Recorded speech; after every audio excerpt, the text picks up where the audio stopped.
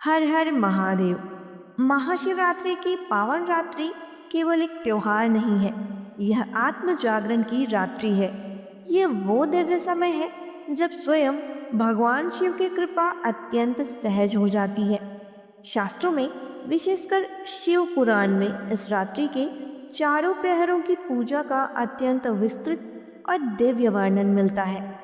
तो आइए आज विस्तार से जानते हैं इस पावन रात्रि में चारों प्रहर की पूजा कैसे की जानी चाहिए।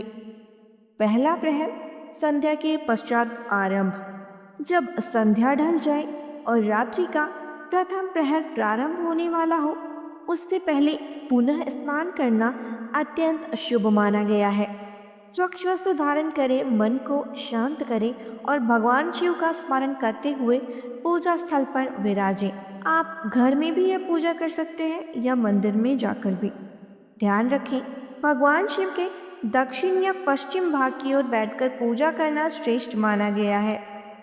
सबसे पहले आचमन करें, दाहिने हाथ से 3 बार। यह बाहरी ही नहीं, आंतरिक शुद्धि का भी प्रतीक है। यदि संभव हो तो पार्थिव शिवलिंग की स्थापना करें। यदि यह संभव न हो तो घर में स्थापित शिवलिंग या मंदिर में स्थित शिवलिंग का पूजन भी पूर्ण फलदायी होता है।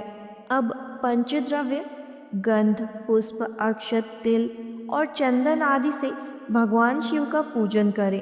प्रत्येक द्रव्य अर्पित करते समय संबंधित मंत्र का उच्चारण करें। इसके बाद जल धारा अर्पित करें। शास्त्रों में स्पष्ट निर्देश है कि जो भी द्रव्य भगवान शिव पर चढ़ाया जाए, उन्हें जल धारा के माध्यम से ही नीचे प्रवाहित करना चाहिए। हाथ से हटाना उचित नहीं। इस अभिषेक के दौरान 108 मंत्रों का जप करें। यदि आपको गुरु मंत्र प्राप्त है तो उसी का जप करें, अन्यथा पंचाक्षरी मंत्र ओम नमः शिवाय का जप करते रहें। पहले प्रहर में विशेष रूप से चंदन, अक्षत, काले तिल, कमल और कनेर के पुष्प अर्पित करें। भगवान शिव के 8 प्रमुख नामों से पुष्प अर्पित करें। भाव, सर्व, रुद्र, पशुपति, उग्र, महान, भीम और ईशान। इन नामों के साथ ओम और नमः जोड़कर मंत्रोच्चारण करें। पूजन के उपरांत नैवेद्य अर्पित करें, श्रीफल युक्त अर्घ दें, तांबूल समर्पित करें और विनम्र प्रणाम करें।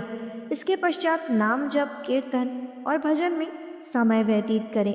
सामर्थ्य अनुसार ब्राह्मण भोजन का संकल्प लें। दूसरा प्रहर, मध्य रात्रि की ओर। जब दूसरा प्रहर आरंभ हो, पुनः संकल्प लेकर पूजन करें। पहले प्रहर में जो मंत्र जपे थे, इस बार उनसे दुगना जप करने का प्रयास करें। तिल, जौ, कमल पुष्प और विशेष रूप से बिल्वपत्र अर्पित करें। बिजौरा नींबू से अर्घ दें और खीर का नैवेद्य अर्पित करें। इस प्रहर में शिव नाम का कीर्तन और अधिक प्रभावशाली माना गया है। यह समय साधना को गहराई देने का है। तीसरा प्रहर, रात्रि का गंभीरतम समय। लगभग मध्य रात्रि के बाद आरंभ होने वाला यह प्रहर अत्यंत रहस्यमय और आध्यात्मिक रूप से शक्तिशाली माना जाता है। पूजा विधि पूर्ववत रखें, किंतु जौ के स्थान पर गेहूं अर्पित करें। विभिन्न सुगंधित धूप और दीप दिखाएं। पुए और विविध शाक का नैवेद्य अर्पित करें। कपूर से आरती उतारें और अनार फल से अर्घ दें। यहाँ भी मंत्र जप की संख्या बढ़ाएं, पिछले प्रहर से और अधिक करें। यह समय अंतर्मन की अंधकार को प्रकाश में बदलने का है। चौथा प्रहर, ब्रह्म मुहूर्त की ओर। रात्रि के अंतिम चरण में लगभग 3 बजे से लेकर सूर्योदय तक यह प्रहर सबसे पवित्र माना गया है। पिछले भोजन का विसर्जन कर पुनः भगवान शिव का आवाहन करें। उड़द, मूंग, कंगनी, सप्तधानी, शंख पुष्प और बिल्व पत्र से पूजन करें। विविध मिठाइयों का नैवेद्य अर्पित करें। केले या अन्य फलों से अर्घ दें।